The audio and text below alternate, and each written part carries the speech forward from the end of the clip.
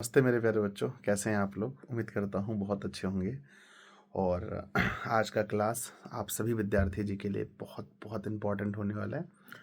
हम लोग जिसमें वर्णिका और गोधली दोनों के प्यारे बच्चों बेसिक जो चीज़ है उसको जानेंगे, और जानने के बाद फिर हम उसका क्वेश्चन आंसर करेंगे, ऑब्जेक्टिव वाला क्वेश्चन करेंगे, ठीक है ना। तो जो भी पुराने बच्चे हैं, फुल बैच के स्टूडेंट हैं, उनके लिए तो बहुत ज़रूरी है, क्योंकि भाई आपका रिवीजन हो जाएगा। और जो नए बच्चे जुड़े हैं उनको एक बार पढ़ने का मौका मिलेगा, ठीक है। तो आप सभी लोग शाम को 6 बजे आप तो जुड़िएगा ही, अपने सभी दोस्तों को भी शेयर करके बता दीजिएगा कि भाई 6 बजे शाम को आना है हिंदी में। और क्योंकि ग्रामर भी स्टार्ट हो गया उधर आपको पता है 9:30 बजे मैंने कर लिया था।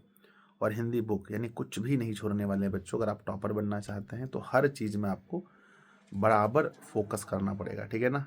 तो मिलते हैं 6 बजे, मैं इंतज़ार करूँगा, आप लोग जरूर आना बच्चों। बाय।